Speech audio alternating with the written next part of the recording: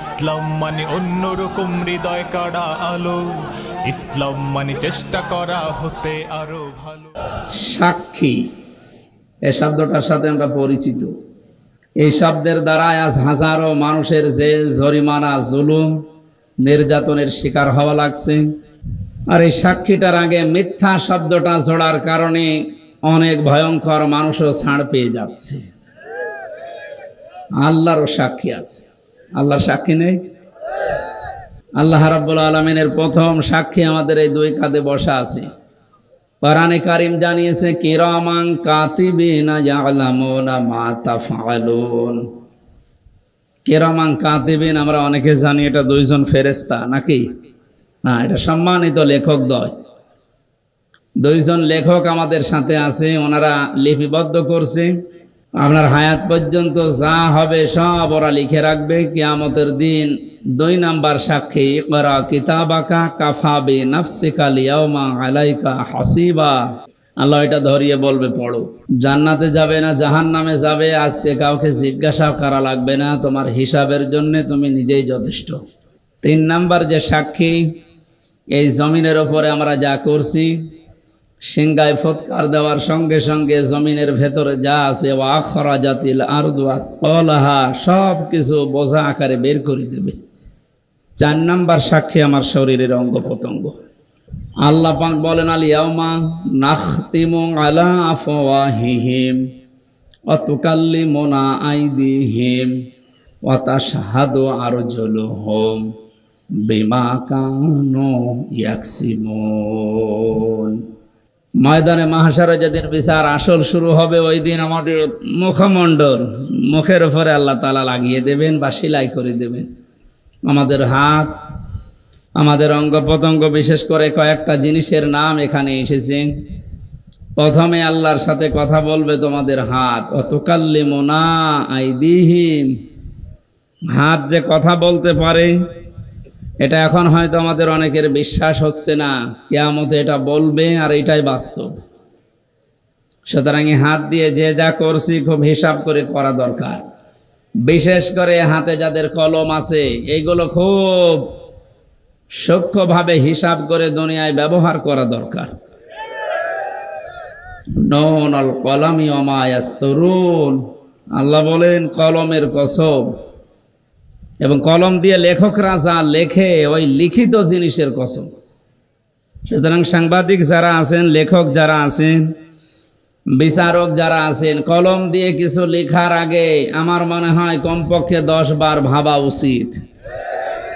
এমন কিছু লেখা ঠিক না যে আমার চোখ বন্ধ হওয়ার পরেও যেন ওই লিখিত জিনিস আবার কিয়ামত পর্যন্ত আমার কবরের আযাব বাড়াতেই থাকে। আমার কথার অর্থ বোঝেন তো?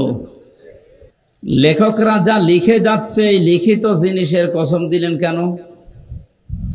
পৃথিবীতে এমনও মানুষ আছে, বুঝে হোক না বুঝে হোক এমন কিছু লেখে, ওই সময় হয়তো আবেগে কিছু লিখে রাখা যাওয়ার পরে লোকটা বিদায় নিলে ওই লিখিত জিনিস নিয়ে জীবিত মানুষেরা এমন এমন কিছু তৈরি করে রং চং মাখিয়ে,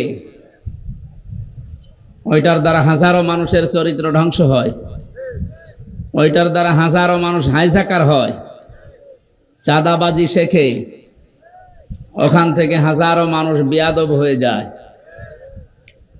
আমি নাম নিলাম না, এদেশের একজন পতিত দশা লেখক, নাম করা, নাম নিলে আপনারা চিনবেন। এই লোকটা যে সমস্ত উপন্যাস, যে সমস্ত বইগুলো লিখেছে, উনি মারা গেছে, কিন্তু তার এই বইগুলো দিয়ে এখন নাটক বানানো হচ্ছে, সিনেমা বানানো হচ্ছে। এমন এমন নাটক, সিনেমা বানানো হয় যেখানে মানুষের চরিত্র ধ্বংস করা ছাড়া চরিত্র সংশোধনের কিছু সেখানে নেই। সে লোকটা তো মারা গেছে অনেক আগে, শুয়ে আছে সবুজ একটা শ্যামল জায়গায়। এর দ্বারা যত মানুষ এই দেশে চরিত্র হারাচ্ছে, পৃথিবীর সবচাইতে বড় সম্পদ মানুষের চরিত্র। এটা যারা হারিয়ে ফেলে তার কাছে আর কিছু থাকে না। আপনি তো মারা গেলেন, আপনার লিখিত জিনিস দিয়ে কি মানুষ হারাচ্ছে আপনি কবরে বসে বসে কিন্তু এখন টের পাচ্ছেন। এই জন্য লেখকরা যা লিখে যাচ্ছে, ওই লিখিত জিনিসের গুরুত্ব আছে। এই জন্য আল্লাহ লিখিত জিনিসের কসম দিয়েছে। এমনকি এটা যখন ইতিহাস হয়ে যায় তখন ওর কদর আরো বেড়ে যায়। আল্লাহ বলেন ওয়াল আসরি, ইতিহাসের কসম। কারণ পৃথিবীর ময়দানে অনেক কিছু অনেকে ভুলে যায়, ইতিহাস ওইটা সংরক্ষণ করে রাখে। ইতিহাস কিন্তু ভোলে না। পৃথিবীর নিয়মই হচ্ছে এইটা, ঘটনা যখন ঘটে ওই সময় কেউ লেখে না, ঘটনা ঘটে যাওয়ার পরে কিন্তু ইতিহাস লেখা হয়। আপনি কি বুঝে বলেন ঠিক নাকি আন্দাজে সবার সাথে তাল মিলান?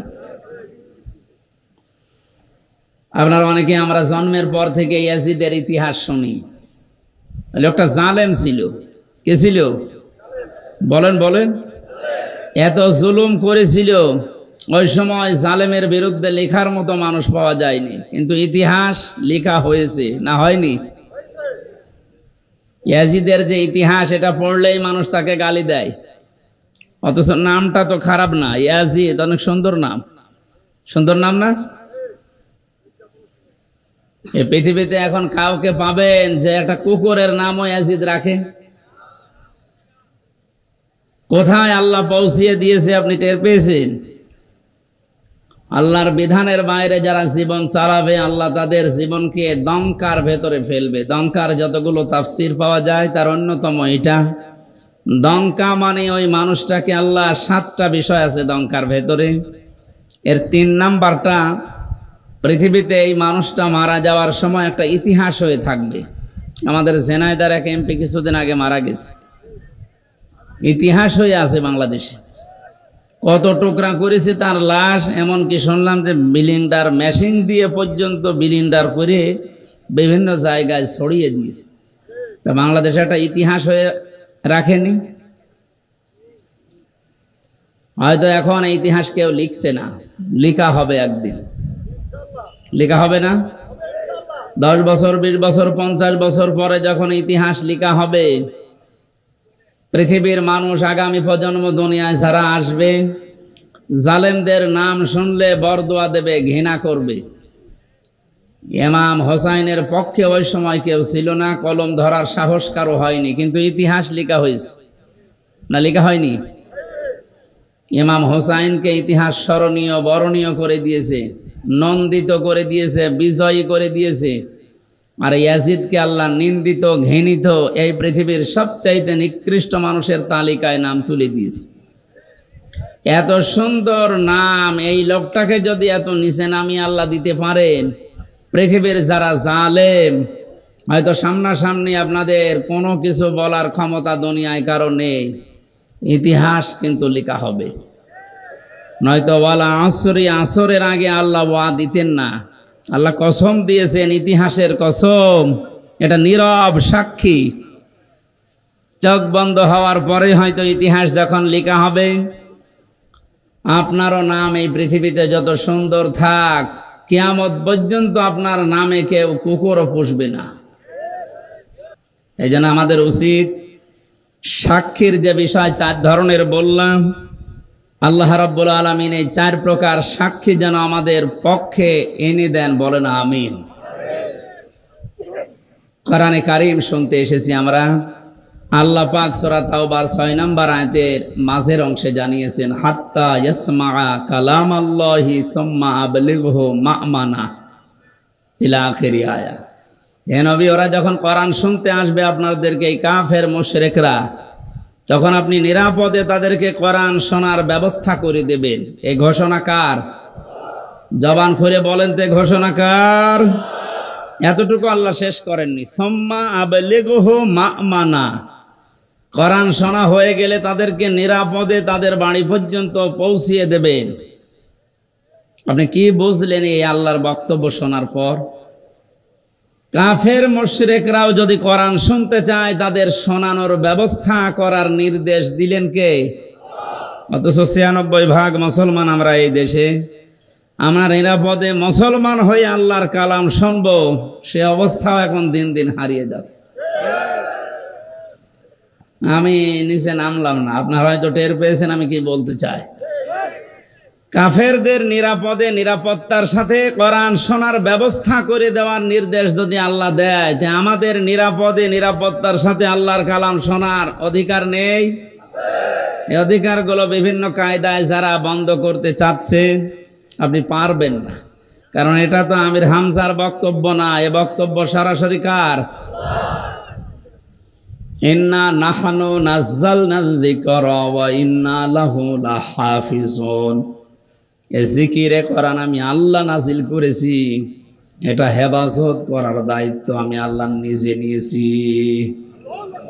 এই জন্য বুঝে হোক না বুঝে হোক, বিভিন্ন জিনিস হাতে পেয়ে যারা কায়দা কৌশল করে এটা থেকে মানুষকে দূরে সরিয়ে রাখতে চাচ্ছেন, আপনার মিশন কখনো সফল হবে না ইনশাআল্লাহ।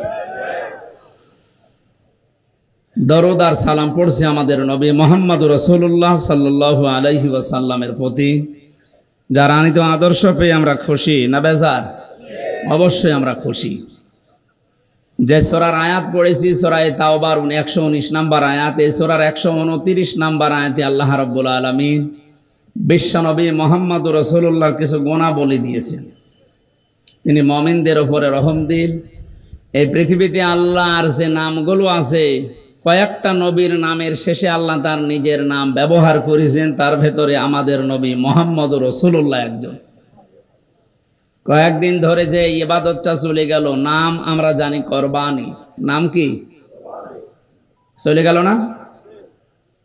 উৎসাহ উদ্দীপনা নিয়ে সারা দেশে এই দিবসটা পালন করেছি আমরা, কিন্তু একটা মহান শিক্ষা দিতে এসেছিল। কোরবানির ইতিহাস আমি সেদিন এই লালমনিরহাট সদরে বলেছিলাম যে এই জায়গা থেকে এসেছি আর এই জায়গা থেকে শেষ হয়ে গেছে। এখানে 27টা শিক্ষা দিতে এসেছিল 1 বছর পর পরে কোরবানি। আল্লাহ রাব্বুল আলামিন তার নিজের যে নাম হালিম, যে নবীর নামের পরে দিয়েছেন ফাবাশশারনাহু বিগুলামিন হালিম।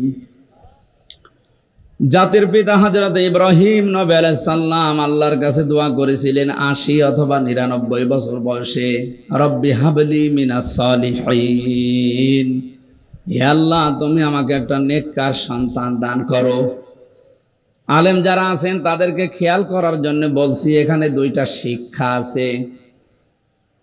আমাদের জাতির পিতা হযরত ইব্রাহিম আলাইহিস সালাম আল্লাহর কাছে দোয়া করেছিলেন কয় বছর?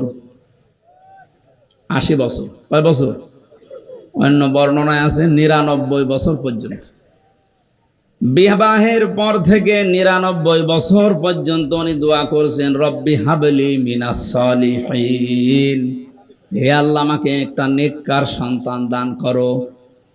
আল্লাহ রাব্বুল আলামিন 99 বছর পরে জবাব দিয়েছিলেন ফাবাশশারনাহু বিগুলামিন হালিম, হে ইব্রাহিম তোমাকে আমি একটা সন্তান দিয়েছি, শুধু সন্তান না, এটা গোলামিন হালিম, সহনশীল এবং ধৈর্যশীল। এটা ধৈর্যের পরীক্ষায় উত্তীর্ণ। আল্লাহ পাক বলেন গোলামিন হালিম। ইব্রাহিম নবী সঙ্গে সঙ্গে প্রশ্ন করেছিলেন, আল্লাহ আমাকে হালিম দিয়েছ, চাচা হালিম? কি হালিম? এমন হালিম দিয়েছে সন্তানটাকে, আসলেই কি হালিম? আমি এটা দেখতে চাই। 11 থেকে 13 বছরের ভেতরে আল্লাহ রাব্বুল আলামিন হযরত ইব্রাহিম নবীকে স্বপ্নে দেখিয়েছিলেন যে প্রিয় বস্তুকে কোরবানি করো।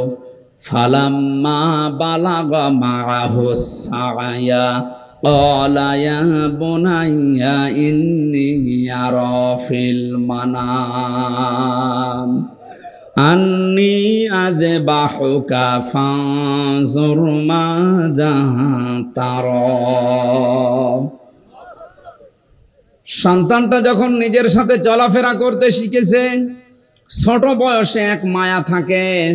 ছেলে আর মেয়ে যখন বাবার সাথে একটু চলাফেরা করা, তার হাতে পিতে লাগা, একটু কাজে কামে সাহায্য করার বয়সে উপনীত হয়, আল্লাহ নিজে বলেন ওই সন্তানের প্রতি মা আর বাবার মহব্বত ভালোবাসা আরো বেড়ে যায়। জন্মের পরে আল্লাহ জবাই করার জন্য বললেন না কেন? কারণ তার থেকে কোনো সাহায্য সহযোগিতা এখনো পর্যন্ত ইব্রাহিম নবী পাননি। 11, 12 বছর, 13 বছর বয়সে সন্তান যখন হাতে লাগার মতো হুকুম করলেন শোনে, এ কাজ করো, এটা নিয়ে আসো। যখন এই সোনার মতো বয়সে পরিণত হয়েছে, আল্লাহ রাব্বুল আলামিন তখন এই পরীক্ষাটা তার উপরে চাপিয়েছেন। ইব্রাহিম আলাইহিস সালামের ঘটনা বলা আমার উদ্দেশ্য না, কারণ এই 4-5 দিন আপনারা বহু এই কাহিনী শুনেছেন। এখান থেকে শিক্ষাটা আমি নিতে চাই।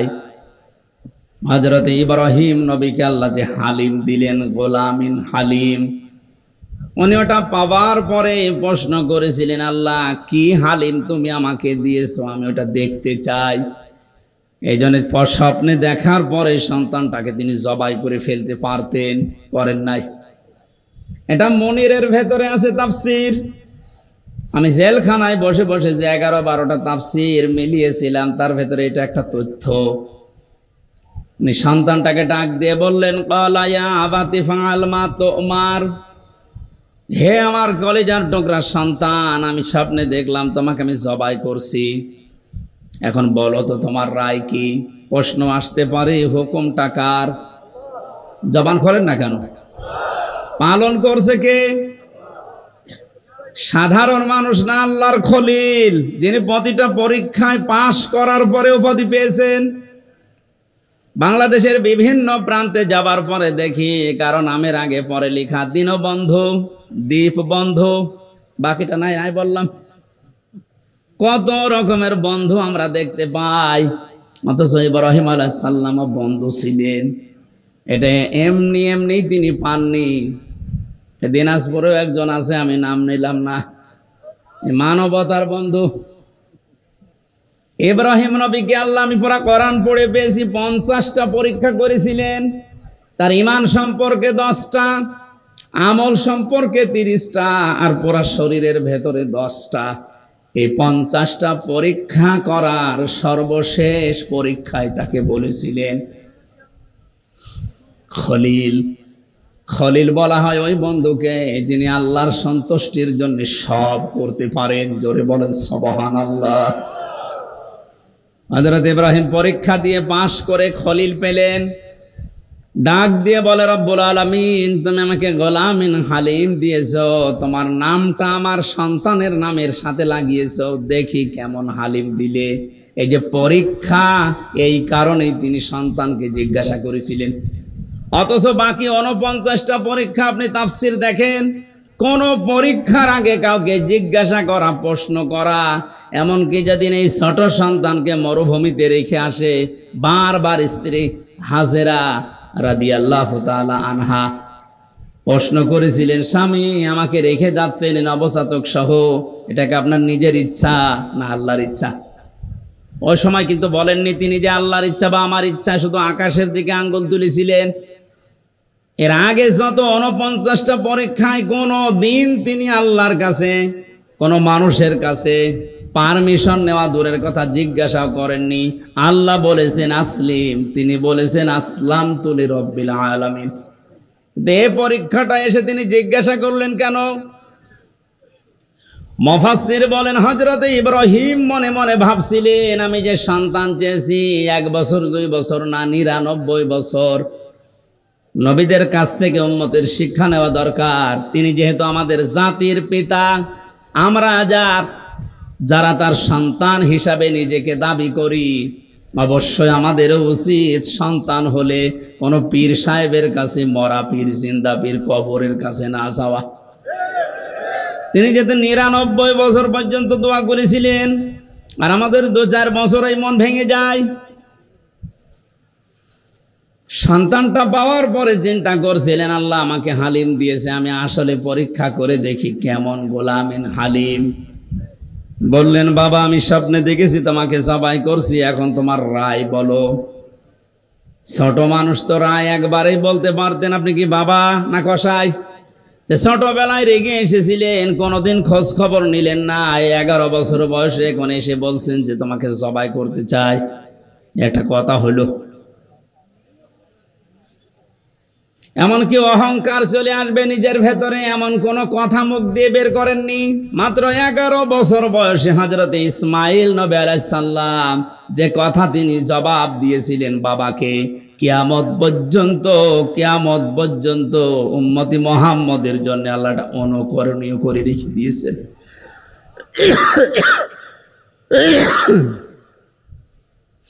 হযরত ইসমাইল ডাক দিয়ে বললেন, সাতাজিদুনি ইনশাআল্লাহু মিনাস সাবিরিন। হে বাবা, যে আদেশ পেয়েছেন আপনি আদেশটা পালন করেন। আল্লাহ যদি চায় আপনি আমাকে ধৈর্যশীলদের মধ্যে পাবেন। শব্দের দিকে খেয়াল করেন, তিনি সাতাজিদুনি ইনশাআল্লাহু মিনাস সাবির বলেন নাই যে আমি মাত্র ধৈর্যশীল এই আল্লাহর বিধান পালনের ক্ষেত্রে, আমার মতো ধৈর্যের পরীক্ষা কেউ দিতে পারে না। এরকম কথা বললে হয়তো অহংকার চলে আসবে। নিজেকে অহংকার থেকে বাঁচিয়ে এমন একটা কথা জুড়েছেন যেটা আমার ভেতরে কোনো রকমের অহংকার লেশ মাত্র না আসে। হযরত ইব্রাহিম নবী সাতাজিদুনি ইনশাআল্লাহ মিনাস সাবিরিন, এই দুইটা শব্দ শোনার পরে তিনি মনে মনে ভাবলেন যে আমার দোয়া যা করেছিলাম আর আল্লাহ যা জবাব দিয়েছেন, হ্যাঁ ঠিক মতোই হচ্ছে। যে আল্লাহর বিধান মানতে গিয়ে দুইটা শব্দ বলেছে, ইনশাআল্লাহ সাবিরিন। এখান থেকে শিক্ষা নেওয়া দরকার, পৃথিবীর কোনো কাজ যদি আমরা আল্লাহর জন্য করি, আমরা যেন অহংকার না করি। হযরত ইসমাইল নবী আলাইহিস সালাম বাবাকে বললেন, আপনি শুরু করেন যা স্বপ্নে দেখেছিলেন। তাফসিরে হাদিসে যে বিশাল কাহিনী আপনারা শোনেন জন্মের পর থেকে, হযরত ইসমাইল নবীকে নিয়ে তার বাবা যখন জবাই দিচ্ছিলেন, ওই সময় আল্লাহ পাক তাকে ডাক দিয়েছিলেন, ফালাম্মা আসলামা ওয়া তাল্লাহু লিল জাবিন। আমি আলেমদেরকে বলছি, আল্লাহ পাক আসলিম না দিয়ে আসলামা দিলেন কেন? আসলামা না দিয়ে আসলামা দিয়ে বচন দিয়েছেন এই কারণে, হযরত ইব্রাহিম নবী যদি আল্লাহর এই পরীক্ষায় পাশ করার জন্য বলতেন আমি জবাই করবই, ইসমাইল নবী যদি বলতেন না আমি জবাই হব না, আল্লাহর বিধান পালন করা কারো জন্য হতো? বলেন বলেন না। একজন দৌড় দিত আর একজন ছুরি নিয়ে তাড়া দিত। হযরতে ইসমাইল নবী যদি বলতেন আমি আল্লাহর এ বিধান পালন করতে রাজি আছি, ইসমাইল নবী যদি পালন করার জন্য এগিয়ে আসতেন, ইব্রাহিম নবী যদি বলতেন না 99 বছর বয়সে একটা সন্তান পেয়েছি আমি এ জবাই করব না, আল্লাহর বিধান পালন করতে পারত। আমার ভাইরা, ফালাম্মা আসলামা দেওয়ার কারণে এইটাই একটু খেয়াল করেন। এখানে এইটা বলার জন্য আমি এই 10-15 মিনিট ব্যয় করছি, এমনিতে না। আল্লাহ পাক বলেন আসলামা, টান দিলাম 1 বচন 2 বচন কি দিয়ে বচন দিয়েছি কেন জানো? দুইজনেই যখন এগ্রি হয়েছে, রাজি হয়েছে আল্লাহর বিধান পালন করার জন্য, দুইজন রাজি, আল্লাহ পাক তখন তাদের এই বিধান সহজ করে দিয়েছেন। শুধু না, ওয়ানাদাইনাহু আইয়া ইব্রাহিম, আরশ থেকে আল্লাহ ডাক দিয়েছেন, ইব্রাহিম ক্বাদ সাদ্দাকতার রুইয়া ইন্না কাযালিকা নাজজিল মুহসিনিন, অবশ্যই তুমি তোমার স্বপ্নকে সত্যের রূপ দিয়েছো, আর এভাবেই করে আমি মুহসিন বান্দাদেরকে পুরস্কার দিয়ে থাকি। আল্লাহ মুহসিন না দিয়ে মুহসিনিন বহু বচন দিয়েছেন। শুধু এটা ওই সময়ের জন্য না, কিয়ামত পর্যন্ত 2টা শিক্ষা এখানে বহন করে। 1 নাম্বার আসলামা দেওয়ার শিক্ষা, 2 নাম্বার মুহসিনিন দেওয়ার শিক্ষা। একটু খেয়াল করবেন ভাই, আমাদেরকে আল্লাহ পাক জানাতে চেয়েছেন বাপ বেটা দুইজনেই যখন রাজি, তখন যেমন আল্লাহর বিধান পালন করা তাদের জন্য সহজ হয়ে গেছে। এদেশের 18 কোটি জনগণ, আমরা 1628 জন মানুষ দায়িত্ব পালন করছে এই 18 কোটি মানুষের উপরে।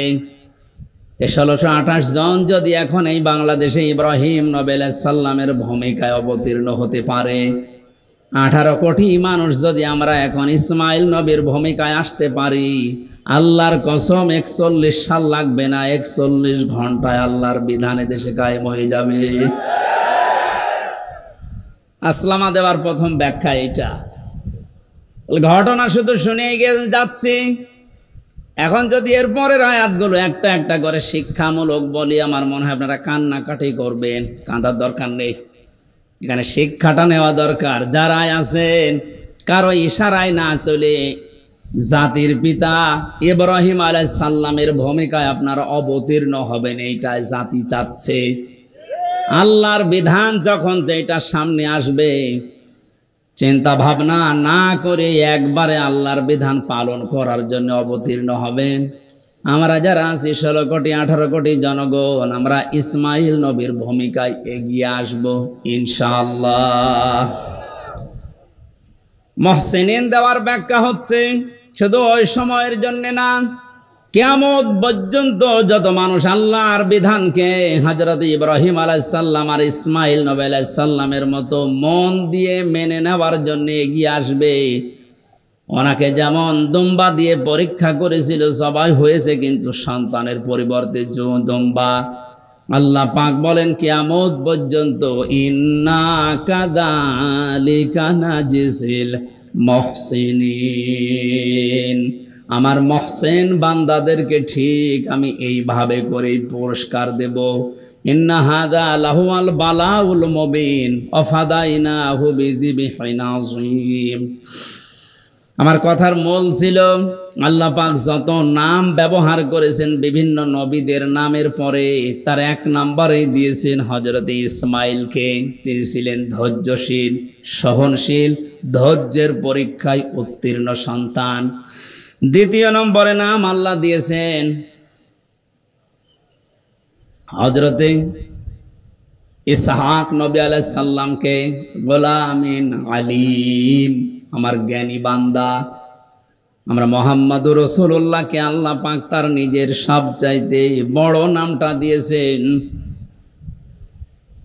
ওয়া ইন্নাকা লাআলা খুলুকিন আযীম। হে নবী, আপনাকে আমি এমন চরিত্র দিয়েছি, এই যে রাউফুর রহিম, এটাও একটা চরিত্র।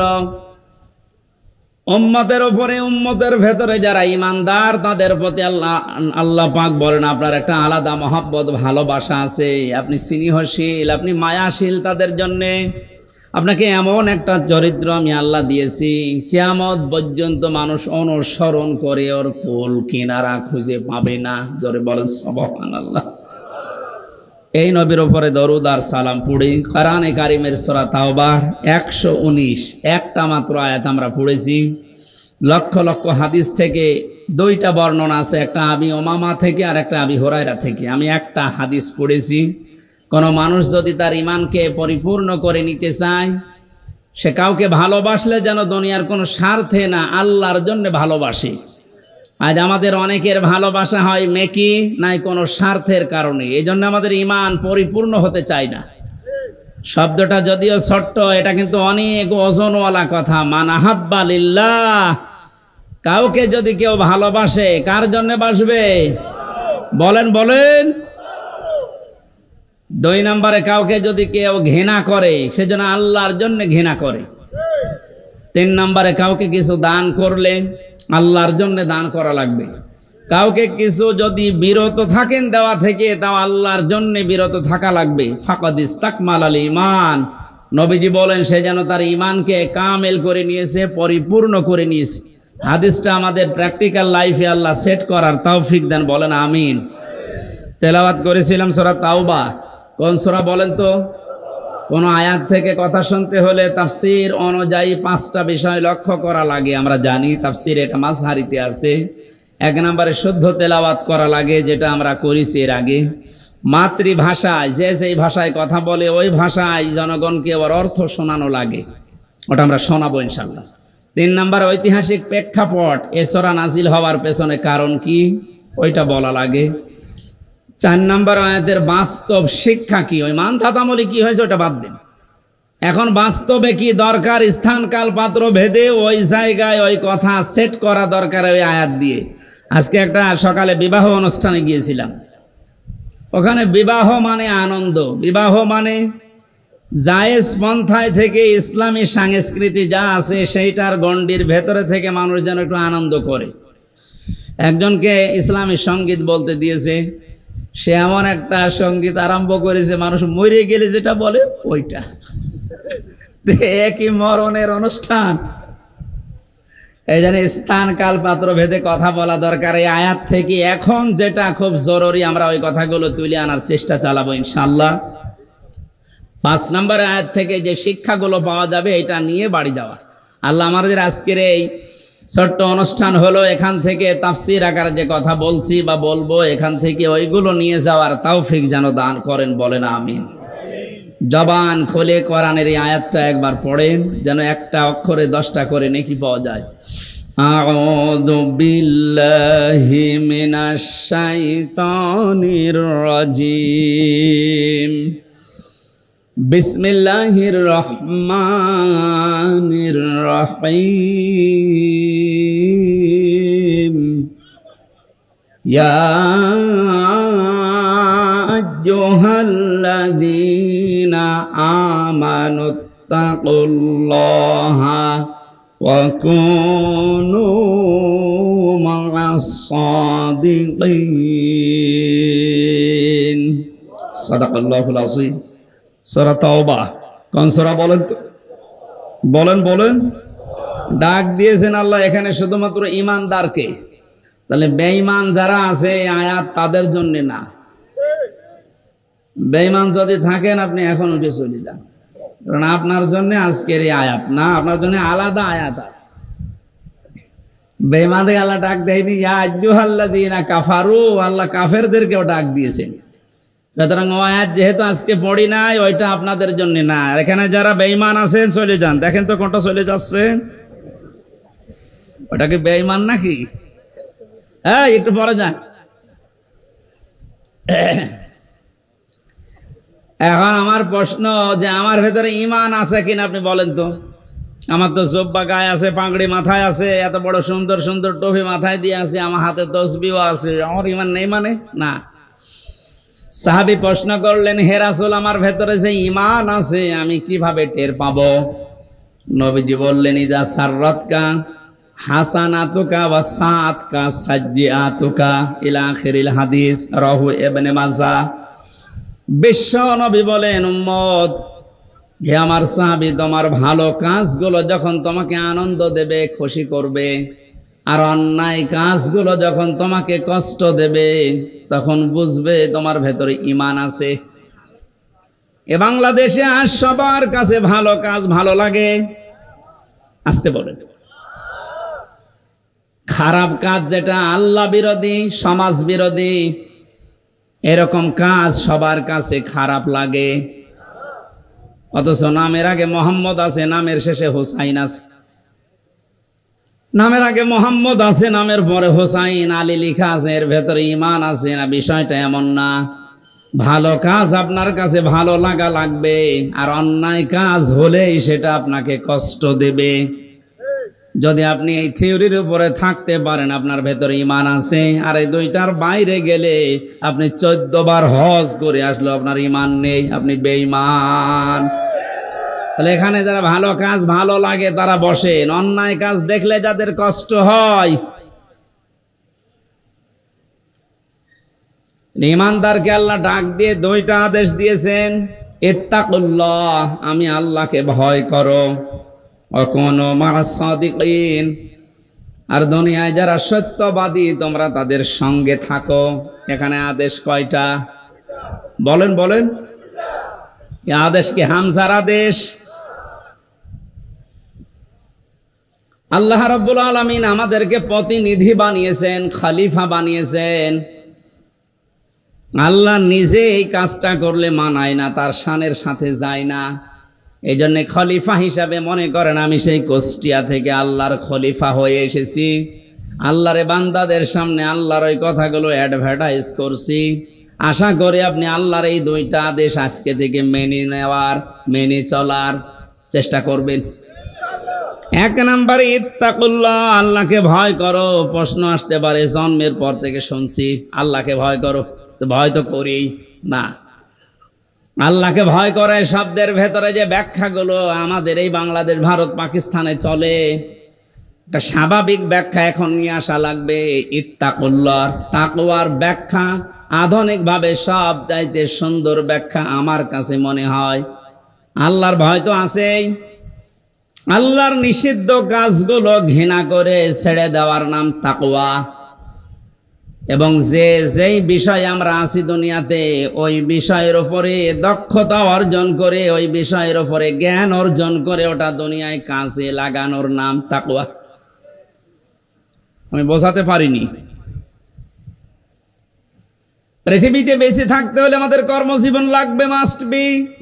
যেই কর্মজীবনে আছি ওই জায়গায় যেন ওই বিষয়ের উপরে দক্ষতা অর্জন করে, জ্ঞান অর্জন করে ওটা সুচারুরূপে আঞ্জাম দিতে পারি, ওইটার আরবি নাম তাকওয়া। এই তাকওয়া বাংলাদেশে আছে? বলেন। যেই বিষয় জানে না আমরা আরো ওই বিষয়ে ওকে ওই চেয়ারে বসিয়ে দেই, এটা একটা জুলুম। সারা জীবন ও লেখাপড়া করেছে কৃষির উপরে, ওরে ধর্ম মন্ত্রণালয়ের দায়িত্ব দিয়ে বসে আছে। ধর্ম কি জানে? ওরে দেওয়া দরকার ছিল ধান কয় মনে কয় মন হয়, কয় বিঘাতে কতটুকু লাগাতে হয়, ওই দায়িত্ব দেন। কারণ অনার্স মাস্টার্স করেছে ওইটার উপরে। তাহলে তাকওয়াটা আজ আমরা কোন জায়গায় দেখতে পাচ্ছি না। যেই বিষয় আমরা আছি ওই বিষয়ের উপর আমাদের জ্ঞান নেই অধিকাংশ মানুষের। আমি এই চেয়ারে বসার আগে, এটা একটা আমানতের জায়গা, এই মঞ্চগুলো একটা আমানত। এখানে বসার আগে আমার যতটুকু দায়িত্ব, এখানে যা দরকার ওই বিষয়গুলো কোরআন থেকে হাদিস থেকে চিন্তা ভাবনা করে গবেষণা করে পড়াশোনা করে এসে বলা। অথচ আজ 100 জনের 98 জনের ভেতরে এই দায়িত্ববোধ পাওয়া যাচ্ছে না। 7 দিন পর পর মসজিদে জুমার নামাজ হয়, এটা খেলা করার জন্য না। ইমাম সাহেব 7 দিন ব্যক্তি, পরিবার, সমাজ আর রাষ্ট্রের দিকে তাকাবে। 7টা দিন কোরআন থেকে হাদিস থেকে এর সলিউশন কি, এর সমাধান কি, উনি এইগুলো মিলিয়ে মিলিয়ে লোড করবে। 7 দিন পরে জমার নামাজে দাঁড়িয়ে জনগণকে ওই বিষয়ে সতর্ক করবে। জনগণ ওইটা বাস্তব জীবনে প্র্যাকটিক্যাল লাইফে সেট করবে।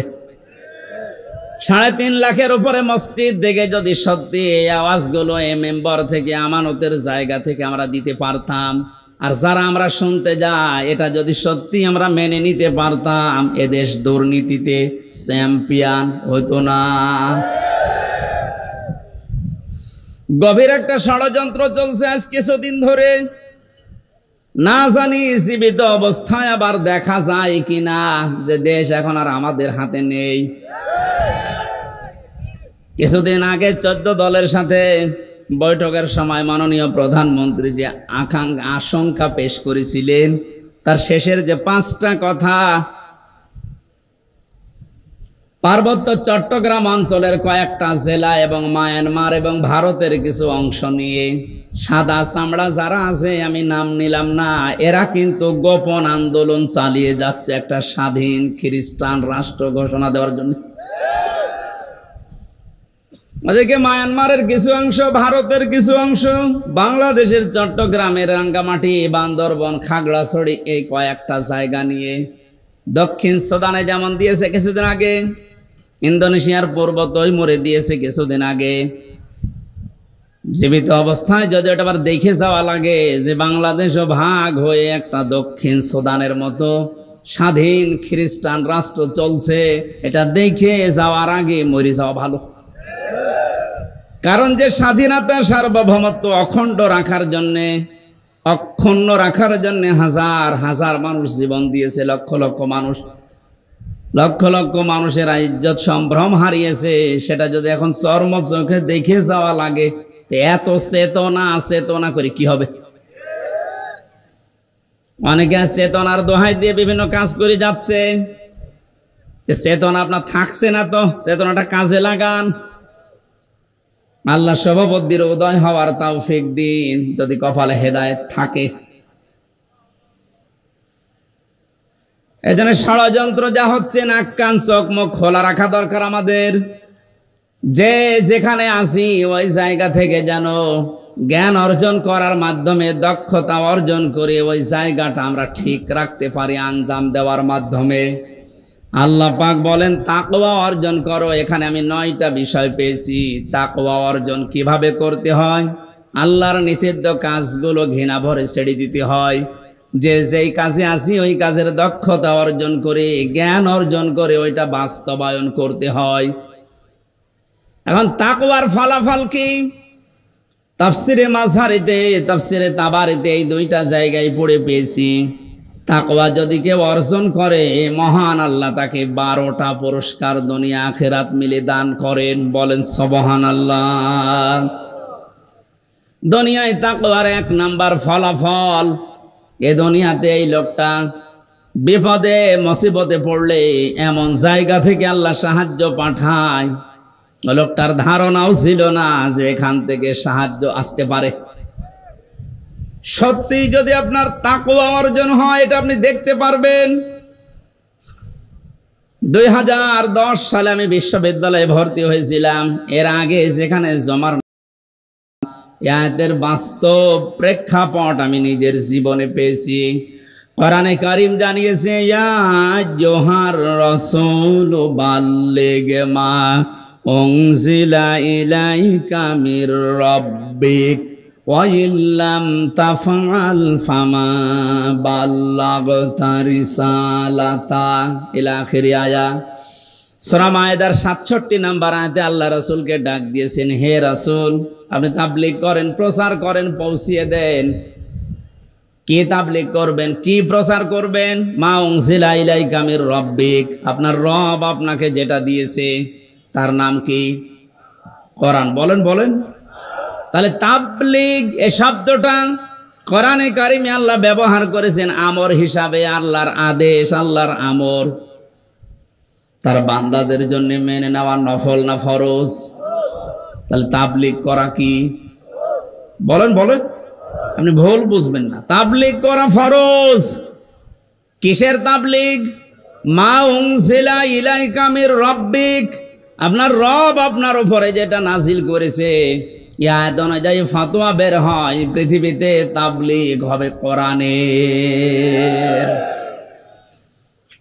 আল্লাহ পাক বলেন, আমি ভালোভাবে জানি কোরআনের তাবলীগ যদি আপনি করতে চান, আপনার উপরে বিপদ আপদ মুসিবত আসবে। আল্লাহু ইয়াসিমুকা মিনান নাস। ইয়াসিমু এটা মজারে, বর্তমান, ভবিষ্যৎ, প্রেজেন্ট, ফিউচার। শুধু বিশ্ব নবীকে আল্লাহ একা আদেশ দেননি, হে নবী কিয়ামত পর্যন্ত এই আয়াতটা কোরআনে থাকবে না? থাকবে না? সত্যি যদি কোরআনে কারীম আমি আল্লাহর কালাম, এটা তাবলীগ করা ফরজ, এই বিশ্বাস নিয়ে মানুষ যদি তাবলীগ করতে চায়, প্রচার করতে শুরু করে, বিপদ আপদ মুসিবত আসবে, আমি আল্লাহ নিজে আপনাকে বাঁচাচ্ছি, তাদেরকেও বাঁচাবো। এদের উপরে পরিপূর্ণ বিশ্বাস নিয়ে যখন ওই ছোট বয়সে, কয় বছরে বয়স ছিল তখন? কেবল ইন্টার শেষ করে বিশ্ববিদ্যালয়ে গেছি, খুব বেশি হলো 19-20 বছর হবে। এই 20 বছর বয়স থেকে আমি দেখেছি কোরআনে কারিমের সঠিক তাবলীগ করার কারণে, যদি ওই সময় আমাকে পুলিশ ধরেছিল, হাজতে নিয়েছিল, জেলে গিয়েছিলাম, আল্লাহ এমন ভাবে বাঁচিয়েছে, তা আমারও বিশ্বাস হয়নি যে এভাবে বাঁচা যায়। আল্লাহর কোরআনের উপরে বিশ্বাস অগাধ এনে, ওই যে বলছিলাম, দুনিয়াতে যে যেই কাজে আছেন ওই বিষয়ের উপরে জ্ঞান অর্জন করে দক্ষতা নিয়ে এগিয়ে যাওয়ার সামনে এ তাকওয়া যদি তৈরি হয়, প্রথম আল্লাহ ফলাফল দেবেন। বিপদে পড়লে এমন জায়গা থেকে সাহায্য আসবে যেটা চিন্তার বাইরে। জোরে বলেন সুবহানাল্লাহ। আমি 9টা বলতে পারলাম না, এগুলো আছে। আমার মূল বিষয় কুনু মা'আস সাদিকিন, আল্লাহর আদেশ তোমরা সত্যবাদী যারা আছে তাদের সঙ্গে থাকো। এই আদেশ কার? আরো জোরে বলেন। এই আয়াতটা নিয়ে আজ সবচাইতে বেশি ভেজাল বাংলাদেশের, ভারতে। আপনি যত দরবারে যাবেন সেখানে আয়াতটা আগে পাবেন। তারা বলবে আল্লাহকে ভয় কর আর সত্যবাদীদের সাথে থাকো। সত্যবাদী মানে এই পীর সাহেব। অথচ সাদিকিন, সত্যবাদী কারা? এ কথা বলবে কে বলেন তো? বলেন বলেন। হামজা যদি বলে অমকে সত্যবাদী, অমক দল সত্যবাদী হবে? কোরআনে কারিমে আল্লাহ আয়াতের ব্যাখ্যা সূরা বাকারার 177 নম্বর আয়াতে দিয়েছেন যে 10টা গুণ যাদের ভেতরে পাওয়া যাবে আমি আল্লাহর ভাষায় উলাইকাল্লাযীনা সাদাকু ওয়া উলাইকা হুমুল মুত্তাকুন, এই মানুষগুলো হচ্ছে আমি আল্লাহর ভাষায় ঈমানের দাবিতে সত্যবাদী, আর এরা তাকওয়াবান, এরা মুত্তাকি। তোমরা যদি সঙ্গী সাথী থাকতে চাও এই 10টা গুণ যাদের ভেতরে আছে তাদের সাথে থাকো। এটা রেকর্ড হচ্ছে সারা পৃথিবীতে, কালকে ছড়াবে। আমার সামনে এখন 750 কোটির উপরে বেশি মানুষ মনে করেন বসে আছে। আমি নিজের ঈমান থেকে দায়িত্ববোধ নিয়ে কথা বলছি। আল্লাহ যাদের সাথে থাকতে বলেছেন তাদের পরিচয় যদি এখন এই আয়াতের সাথে মিলে যায়, অবশ্যই যাদের সাথে থাকা আপনার জন্য ফরজ। কোরআনে কারীম আদেশ দিচ্ছে, এবার আপনি মিলান। লাইসাল বিররা আন তুওয়াল্লু ওয়াজহাকুম কিবালাল মাশরিকি ওয়াল মাগরিবি ওয়ালাকিন্নাল বিররা মান আমানা বিল্লাহ। আল্লাহ পাক বলেন শুধু পূর্ব দিকে আর পশ্চিম দিকে মুখ ঘুরিয়ে নামাজ পড়লে সওয়াব হবে। কে বলেছে তোমাদেরকে? শুধু মুখ ঘুরিয়ে নামাজ পড়লেই মনে করছো না আমার সওয়াব এত বেশি হয়ে গেছে, জান্নাত আমার জন্য যথেষ্ট? কখনোই না। ওয়ালাকিন্নাল বিররা মান আমানা বিল্লাহ। আরে আসল নেকির কাজেই দুনিয়াতে আল্লাহর উপরে বিশ্বাস করা। কার উপরে?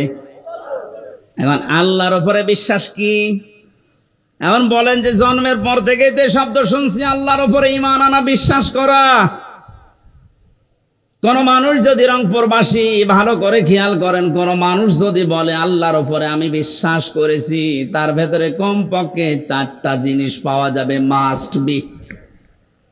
ওই যে ছোটবেলায় কায়দা পড়েছিলাম, মাওলানারা পড়িয়েছিল, আমানতু বিল্লাহি কামা হুয়া বিআসমাইহি ওয়া সিফাতিহি ওয়া ক্বাবিলতু জামিআ আহকামিহি ওয়া আরকানিহি।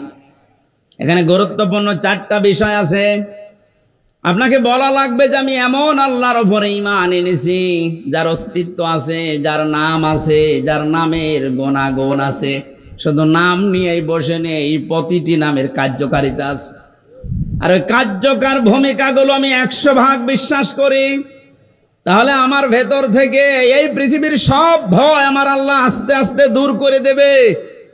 এই যে বিআসমাইহি ওয়া সিফাতিহি, আমি এমন আল্লাহর উপরে ঈমান এনেছি, বিশ্বাস করেছি যার শুধু নাম আছে তা না, নামের গুণাগুণ আছে, কার্যকর করার ক্ষমতা আছে।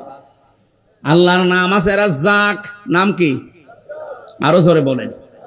এই নামটা নিয়েই শুধু তিনি বসে নেই, এ নামের গুণাগুণ আপনি পৃথিবীর দিকে তাকান। এই নামটা নিয়েছে এই কারণে পৃথিবীতে কেউ না খেয়ে মারা যায় না। পৃথিবীর কোন সৃষ্টি আজ পর্যন্ত না খেয়ে মরে গেছে আমরা ইতিহাস এরকম পাইনি। কারণ এই দায়িত্বটা দুনিয়ার মানুষের না, এ দায়িত্ব সরাসরি কার? যার ভেতরে এই বিশ্বাসটা 100% ঢুকবে, সে রিস্কের জন্য কোনোদিন কারো কাছে শিরিক করবে না। আজন্য ধর্মের লোকেরা হাজারো এই শব্দটা শিরিকের জায়গায় নিয়ে গেছে। আল্লাহ যে রাজ্জাক, এই বিশ্বাসটা না করে ফসলে বরকত দেওয়ার মালিক দুর্গা এ কথা বলে তারা দুর্গাকে বিশ্বাস করে যে দুর্গা আমাদের ফসলে বরকত দেয়। অনেক মুসলমান পর্যন্ত তাদের কথার সাথে সুর মিলিয়ে বলে ফেলে মা দুর্গা গজে চড়ে এসেছিল, এই জন্য ফসলের বরকত এবার বেশি হয়েছে। রিস্কের মালিক কে বলেন তো? রাজ্জাক নামটা খেলা করার জন্য নিয়েছে। হযরতে সুলাইমান নবী আলাইহিস সালাম একবারে দায়িত্ব নিতে চেয়েছিলেন এক বেলার জন্য। আল্লাহ পাক বলেছিলেন তুমি পারবে না, কারণ রাজ্জাক দুনিয়ার কারো নাম না, রাজ্জাক কার নাম? আরো জোরে বলেন। তিনি জোর করে এসে নিয়েছিলেন, পারেন নাই, কিয়ামত পর্যন্ত কেউ পারবেও না। রংপুরবাসী সহজ সরল মানুষ, এ বিভাগের মানুষেরা কান খাড়া করে শোনেন, যাদের অন্তরের ভেতরে এই বিআসমাইহি ওয়া সিফাতিহি বদ্ধমূল হয়ে ঢুকে আছে, বসে আছে, তাদের কাছে ফাঁসির দড়ি আর ফুলের মালা সমান। তাম দুনিয়ায় একদিকে চলে গেলে এই মানুষগুলো কি আল্লাহ যে রাজ্জাক, এখান থেকে আপনি টলাতে পারবেন না। এই জন্য মানুষগুলোর জীবনের দিকে তাকিয়ে দেখবেন, যারা আল্লাহকে রাজ্জাক বলে বিশ্বাস করে, রিস্কের কোনো পরোয়া কোনো ভয় তাদের নেই, কারণ এই দায়িত্বটা আল্লাহর। আল্লাহ যেই দায়িত্ব নেয়নি ওই বিষয় নিয়ে তারা সব সময় চিন্তিত। রিস্কের বিষয় কার কাছে? আপনি মরণের পরে আপনার আমল অনুযায়ী আপনার হিসাব হবে। আমল ভালো না হলে আল্লাহ আপনার জন্য জান্নাত দেবেন না। এই জন্য যে মানুষগুলো আল্লাহ যেটা আমাদের উপরে ছেড়ে দিয়েছে যে ঈমান আর আমল, এইটা ঠিক করার জন্য, সোজা করার জন্য তারা 24 ঘন্টায় দেখবেন ব্যস্ত।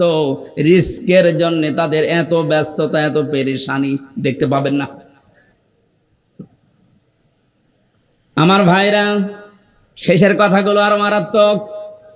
আমি এমন আল্লাহর উপরে ঈমান এনেছি যার অস্তিত্ব আছে, না শুধু অস্তিত্ব নিয়েই বসে নেই, শুধু নাম নিয়েই বসে নেই, নামের গুণাগুণ কার্যকারিতা তো আছে। কাবিল তো জামিয়া, আমি কবুল করে নিয়েছি সব কিছুকে।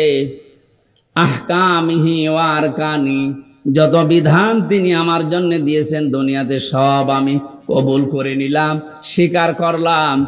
যত হুকুম মাহকাম আরকান আছে সব আমি মেনে নিয়েছি। এই 4টা বিষয় গুরুত্বপূর্ণভাবে আল্লাহকে সেই ছোটবেলায় আমরা শুনিয়েছি কায়দা পড়তে গিয়ে। কোন মানুষ যদি ঈমান আনে যে আমানতু বিল্লাহ, আমি ঈমান এনেছি, কয়টা বিষয় মানা লাগবে বলেন তো? আল্লাহ বলেন এটা আসল নেকির কাজ। এটা যার ভেতরে বদ্ধমূল হবে তার 2 নম্বর কাজ হবে ওয়াল ইয়াউমিল আখিরি। এ মানুষগুলো কিয়ামতে জবাব দেওয়া লাগবে, এই বিশ্বাস তার ভেতরে দিন দিন তৈরি হবে। যে জাতির ভেতরে কিয়ামতের বিশ্বাস যত বেশি তৈরি হবে, ওই জাতি তত বেশি জবাবদিহিমূলক আচরণ করবে। মরণের পরে জবাব দেওয়া লাগবে, আল্লাহর দরবারে দাঁড়ানো লাগবে। বিশ্বাস আজ অনেকের ভেতরে নেই, এই জন্য আমরা বেপরোয়া জীবন যাপন করছি। আয়াতের তাফসিরে আজকেই পড়ছিলাম, কুনু মা'আস সাদিকিন। আল্লাহ পাক জানিয়েছেন, হে নবী আপনি বলেন, দুনিয়াতে যারা সত্যি পৃথিবীতে সত্যের উপরে টিকে থাকার জন্য চেষ্টা চালায়, আসমানে একটা ঘোষণা হয়ে যায় যে আমার ওই বান্দা, ওই বান্দি সত্যবাদী। জোরে বলেন সুবহানাল্লাহ। কোন মানুষ যখন সত্যবাদী হিসাবে পরিগণিত হয়, ঘোষণা হয় আসমান জমিনে, আল্লাহ পাক ওই সত্যের দ্বারা তাকে জান্নাতের দিকে এগিয়ে দেন। আর কোন মানুষ যখন মিথ্যার উপরে, মিথ্যাকে প্রতিষ্ঠা করার জন্য চেষ্টা চালায়, আসমান জমিনের যে ঘোষক ফেরেশতা আছে ঘোষণা দিয়ে দেয় যে ওই লোকটা, ওই মেয়েটা মিথ্যাবাদী, ওর নাম মিথ্যাবাদী হিসাবে পরিগণিত হয়ে যায়। ওই মানুষটা মরণের আগে আর ঈমান পায় না, ও বেঈমান হয়ে মারা যায়। কারণ মিথ্যা এই পৃথিবীর সব পাপের মূল। এই আয়াত থেকে আপনি কি বুঝলেন? মিথ্যাকে আজ যারা জানা শোনার পরে প্রতিষ্ঠিত করতে চান, কায়েম করতে চান, দাঁড় করিয়ে রাখতে চান, হয়তো আপনি আরো 50 বছর এই দুনিয়ায় টিকে থাকতে পারবেন, কিন্তু মরণের সময় আপনি ঈমান পাবেন না, বেঈমান হয়ে মরবেন। মিথ্যা সব সময় নিয়ে যায় জাহান্নামের পথ দেখাতে। আল্লাহ এই শব্দটা সহজভাবে আমাদের 2 দলকে, সত্য এবং মিথ্যার উপরে যারা আছি, এই 2 দলকে এই শব্দটা সহজভাবে বোঝার তৌফিক দেন। বলেন আমিন। আপনাদের আমিন শুনে বোঝা যাচ্ছে যেটা আপনি মানবেন না। কিয়ামতের বিশ্বাস যে জাতির ভেতরে যত বদ্ধমূল ভাবে বসে যাবে, ওই জাতির কাছে জবাবদিহিমূলক আচরণ পাওয়া যাবে।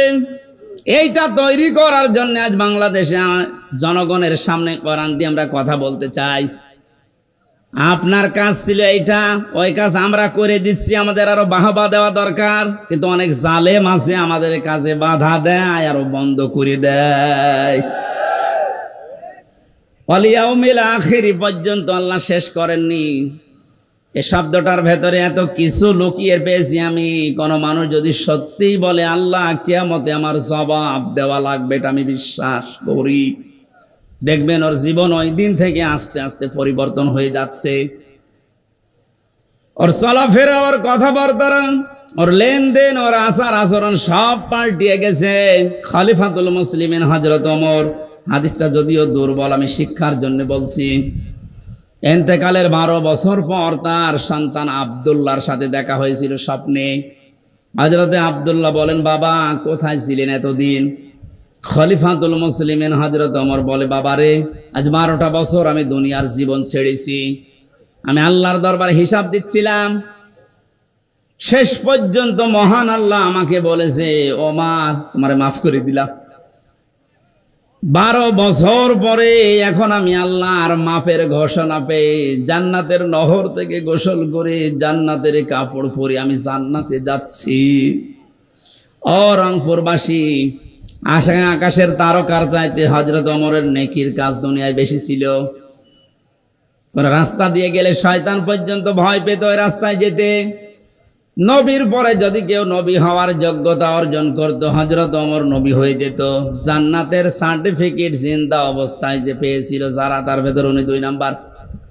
এই পর্যায়ের মানুষ, মানে যদি 12 বছর লাগে তারপর আল্লাহ বলেন আমি মাফ করে দিয়েছি। বলেন তো আপনি নিজের দিকে তাকিয়ে যে আপনার কয় বছর লাগবে? আমি মাঝে মাঝে একা যখন থাকি আমার মাঝে মাঝেই মনে হয়, আল্লাহ তুমি যদি আমার এখনই বলো হামজা তোরে আমি 2024 সালের জুন মাসের 1 তারিখ পর্যন্ত মাফ করে দিলাম, যা শুধু জুন মাসের 2 থেকে এই 24 এই 23টা দিনের হিসাব দিয়ে তুই জান্নাতে চলে যা। আমার যে জীবনের স্টাইল, আমার মনে হয় 24 দিনের হিসাবও আমার দেওয়া সম্ভব না। আপনারা পারবেন না? আপনাদের গলার ভাব দেখে বোঝা যাচ্ছে পারবেন।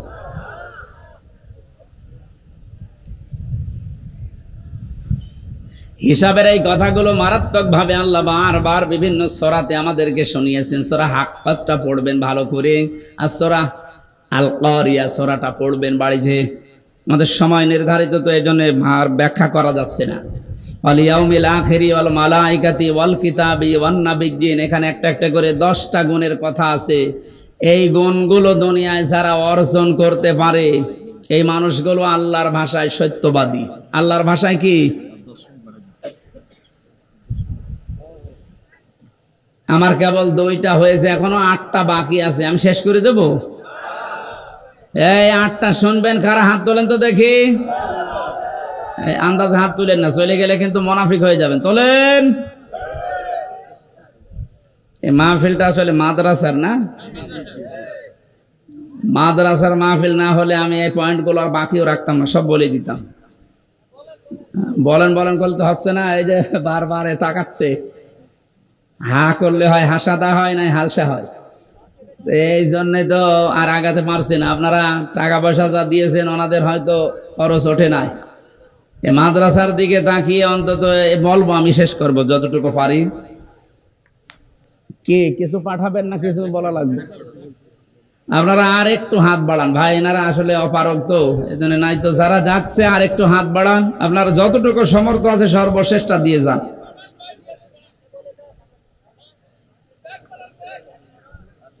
ব্যাগালাটা নেই, কয় কায় কয় তারা কয় আসলে ব্যাগ নিয়ে কোন দিকে যাচ্ছে? এদিকে আসো।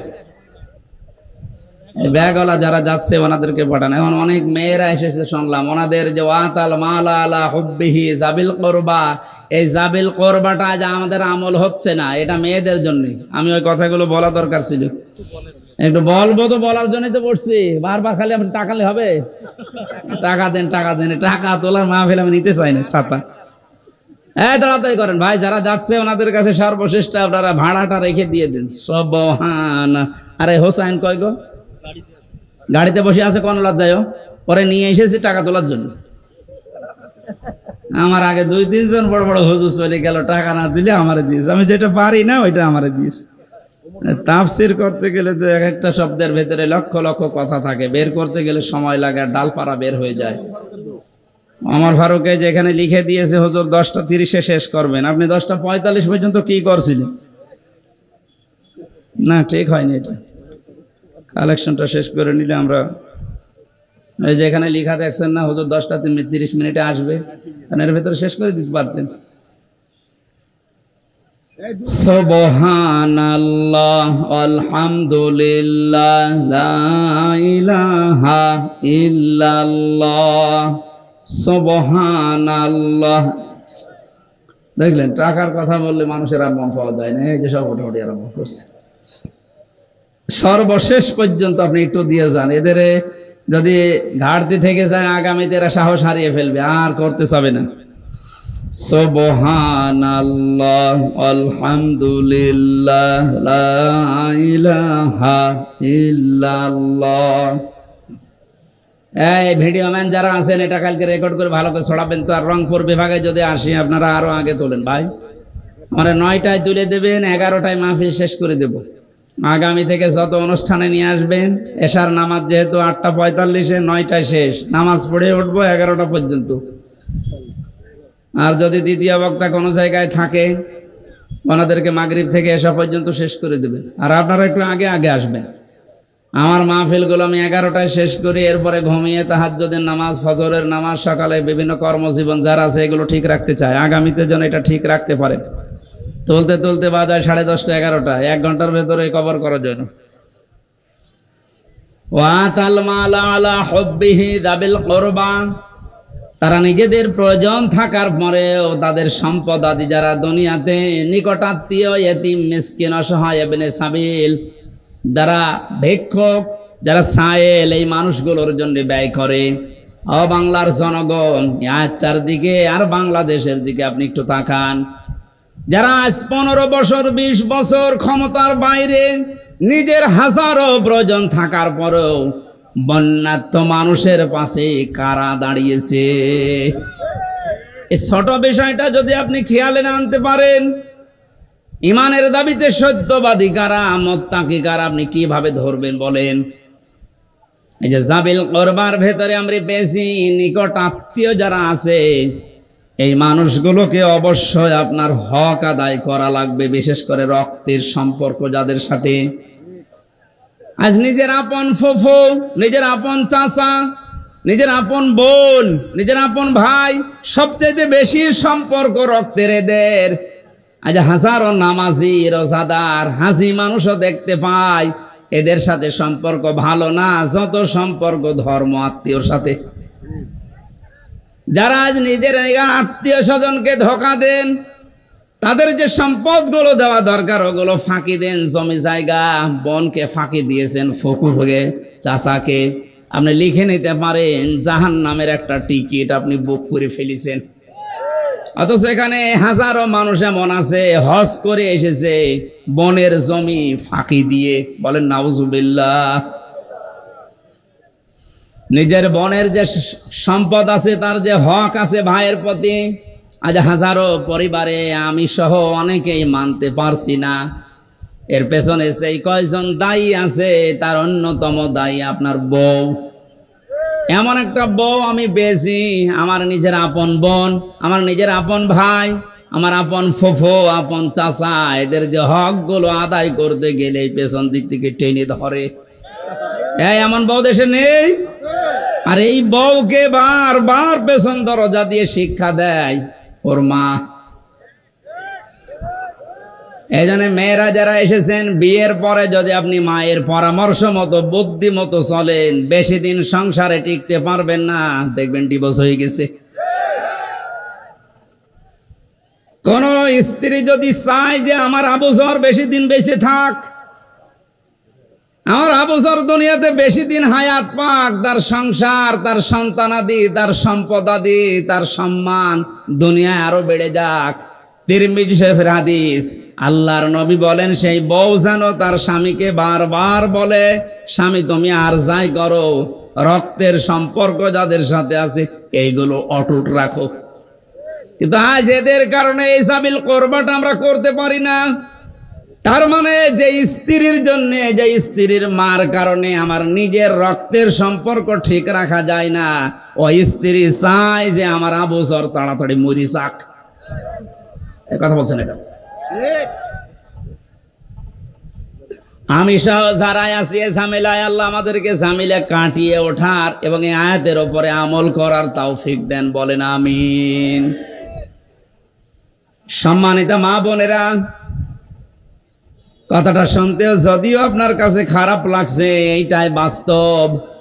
আমি নিজে একজনের জামাই, আমি নিজে আমার ইমান থেকে বলছি, আমি আমার শ্বশুর শাশুড়িকে, এখানে যত জামাই আছে প্রত্যেকটা জামাই আমরা যেভাবে শ্বশুর শাশুড়িকে মা বাবা মনে করে দেখি, আমাদের বউগুলো যদি তারা নিজেদের শ্বশুর আর শাশুড়িকে নিজের মা বাবার মতো মনে করে দেখতো, কোনো সংসার আলাদা হতো না।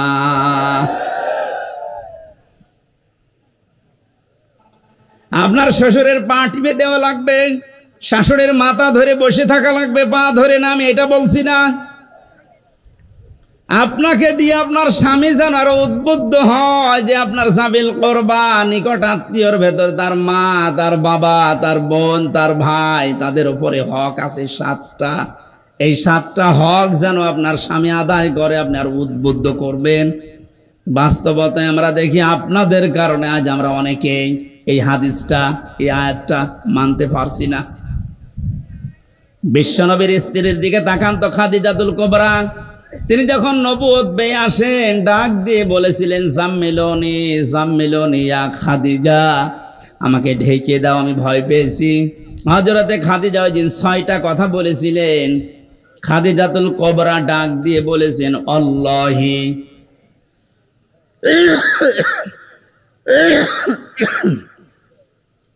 কাল্লা লা ইউখজিকাল্লাহু আবাদান। এই শব্দের ভেতরে খাদিজাতুল কুবরা আল্লাহর নামই উচ্চারণ করেছেন 2 বার, অথচ তিনি অতক্ষণ পর্যন্ত ঈমান আনেননি। তিনি বলছেন, আল্লাহর কসম কখনোই না, আল্লাহ আপনাকে অপমান করতে পারেন না, করবেনও না, কারণ আপনি 6টা কাজ দুনিয়ায় করেন। 1 নম্বর, এই দুনিয়াতে রক্তের সম্পর্ক যাদের সাথে আছে এগুলো আপনি ঠিক রাখেন। খাদিজাতুল কুবরা যদি সাহায্য না করতেন, বিশ্ব নবীর নিকট আত্মীয় রক্তের সম্পর্কগুলো ঠিক রাখতে পারতেন না। নবীজি করেছিলেন, খাদিজাতুল কুবরা সার্টিফিকেট দিয়েছেন। এখান থেকে মাসলা বের হয়, পৃথিবীর ময়দানে যারা রক্তের সম্পর্কগুলো ঠিক রাখবে, এই মানুষগুলোকে জিন ভূত এগুলোতে ভয় দেখাবে না। আমি আবার বলছি, দুনিয়াতে যারা রক্তের সম্পর্কগুলো অটুট রাখবে, ঠিক রাখবে, জিন ভূত পরী এগুলোর ভয় আল্লাহ তাদের থেকে দূরে সরিয়ে রাখবে। খাদিজাতুল কুবরা নবীকে বলেছিলেন, আপনি ভয় পাবেন না, কোন দুষ্ট জিন পরী ভূত যাই বলেন এগুলো আপনাকে ভয় দেখাতে পারে না, কারণ আপনি রক্তের সম্পর্কগুলো ঠিক রাখেন।